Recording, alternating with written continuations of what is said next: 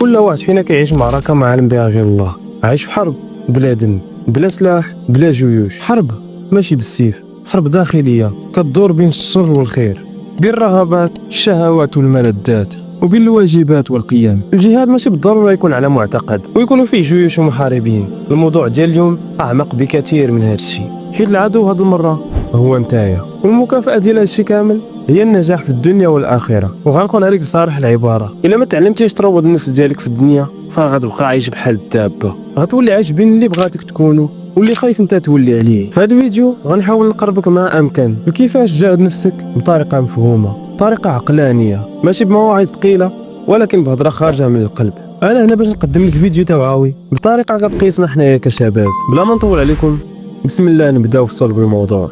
الله سبحانه وتعالى كيقول في سوره القيامه: بل الانسان على نفسه بصيره ولو ألقى معاذيره. ولا سولت أي واحد فيكم دابا على التفسير ديال هذه الآية غيقول بأن أي واحد فينا قدام الله سبحانه وتعالى غتشهد عليه النفس تاعو بداك الشيء اللي دار في الدنيا. ولكن فاش كتزيد تعمق في الآية غتفهم بلي يوم القيامة غتكون في محكمة، الحق فيها هو الله سبحانه وتعالى، وغتكون قدام واحد العدو اللي هو النفس ديالك اللي غتشهد عليك بأي حاجة درتيها في حياتك، بالرغم من أنها هي اللي بيعاتك العجل كما كيقولوا باش ديرها، هي اللي خدات داك الكونترول ديال حياتك باش دير اخطاء وفي الاخر تحكم عليك بهم، خلاتك تصطدم قدام الله سبحانه وتعالى بالواقع المر. كل حركه تلقى فيها جوج جهات مقاتلين على شي حاجه، وتخيل معايا تكون داخل في حرب مع الدنيا والشهوات ديالها، الشهوات اللي كثاروا هاد الايام. وبطبيعه الحال كل حرب كيكون فيها جنود، والجندي الان في الجيش ديالك في هاد الحرب مره كيكون معاك ومره كيكون ضدك. هاد الجندي هو نفسك، وفي هاد اللحظات اللي كتكون في داك الصراع كيدخل واحد الجندي اخر. هاد الجندي سميتو الشك، كيتعاون مع النفس ديالك باش يحاولوا يطيحوك. وباش تفهم شنو بغيت نوصل لك حاول تكمل الفيديو حتى الاخر. الشك بخلاصه هو داك الصوت اللي كيجي لك في دماغك فاش كتبغي دير شي حاجه زوينه في حياتك، سواء تبدا مشروع، تقرا قران، ولا تخرج من منطقه الراحه، ولا تمشي للجيم. هاد الصوت كون على يقين باللي غيبقى تابعك حياتك كامله، كل خطوه جديده غديرها في حياتك، وكتبقى بين جوج ديال الخيارات: يا تتبعو يا دير بحال ما سمعتيش وتكمل في الاحلام ديالك.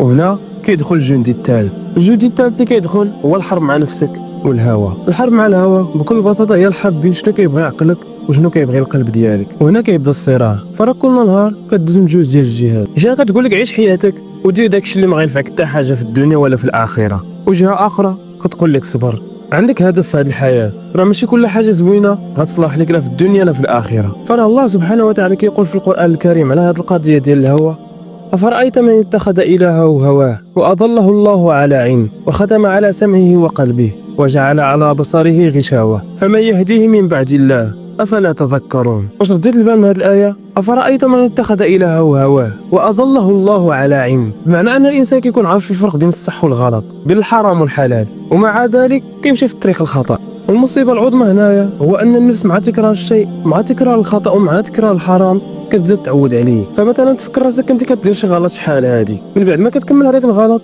كيجي تأنيب الضمير، داك الجانب الخيف في النفس ديالك اللي كيقول لك بلا الشيء اللي درتي راه ما يصلح ليك. فاش كتعود دير هذاك الخطأ نهار مورا نهار، شهر مورا شهر، وعام مورا عام، كتوصل لواحد المرحله انك واخا كديرها داك تأنيب الضمير ما كيجيكش باقي. عرفت ديك الغصه اللي كتجيك في القلب ديالك وكتحسك باللي عندك واحد الخطأ، داير شي حاجه غلط خصك تحيدها، ولكن الغالب الله ما قادرش. مع مرور الايام ديك الغصه كتحيد وكتحاول تتوب وترجع لله سبحانه وتعالى، ولكن الشيطان ما كيخليكش، كيجي لك حدا ودنيك وكيبدا يوسوس لك، كيقول لك واش هذا اول غلط مثلا درتي بزاف ديال الاغلاط في حياتك، انت نفسك خايبه وداخل جهنم داخل ليها، ومحال ربي يتوب عليك. ومعظم الناس كينساو بان باب التوبه مفتوح مادام الشمس مازال ما طلعت من المغرب، ومادام القيامه ديالك باقي ما قامت. فاش كنقول لك القيامه ديالك بمعنى الموت ديالك، فراه القيامه ماشي بالضروره ان نهايه العالم تكون، كل واحد فينا عنده قيامه ديالو وهي النهار فاش يموت. والمشكله الاعظم هو ان الحرام والشهوات ولاو ساهلين ديال بصح في العصر ديالنا الحالي، واللي سهلهم هو هذا.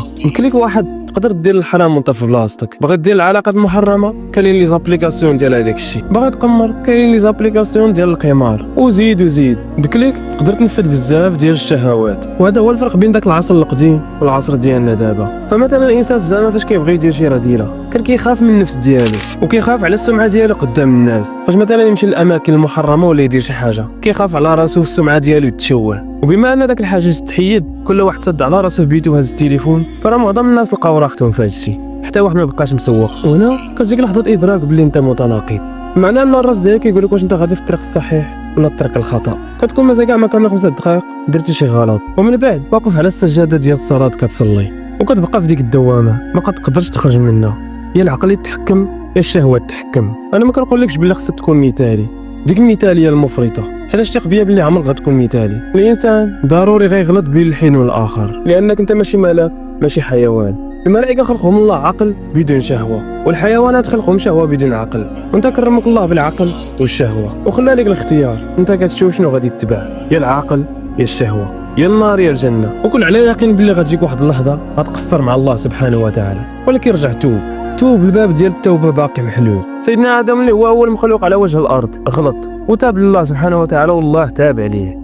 الله سبحانه وتعالى قال ليه ما تاكلش من ديك الشجره. انت ماشي ملاك ولا شي حاجه خارقه للعاده، انت انسان، والانسان ما تسمى انسان حتى انه تاكد عليه بانه كينسى. انت انسان وهذه هي التركيبه ديالك اللي خصك تتقبلها. فرا النبي صلى الله عليه وسلم كيقول لو لم تذنبوا لذهب الله بكم واتى بقوم يذنبون فيستغفرون الله فيغفر لهم. يعني لو كان خلقنا الله ما كنديروش الذنوب وحطنا على وجه الارض، غيحيدنا من هذه الارض وغيجيب قوم اخرين كيديروا الذنوب وكيستغفروا الله وكيغفر لهم. فرا الله سبحانه وتعالى كيقول في سوره الشمس ونفس وما سواها فالهمها فجورها وتقواها ومن بعد قال قد افلح من زكاها وقد خاب من دساها.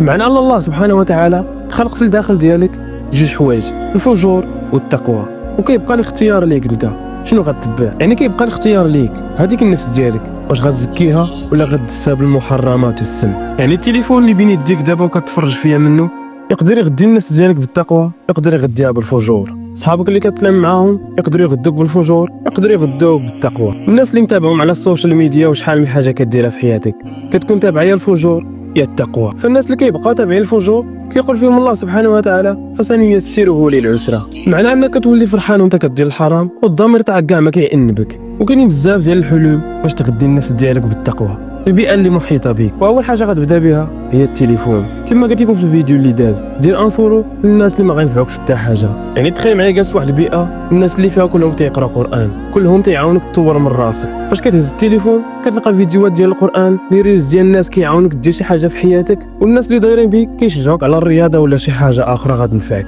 انت تلقائيا كتبعهم في ديك الطريق. فحاول تعيش مع النفس ديالك وغديها بالتقوى.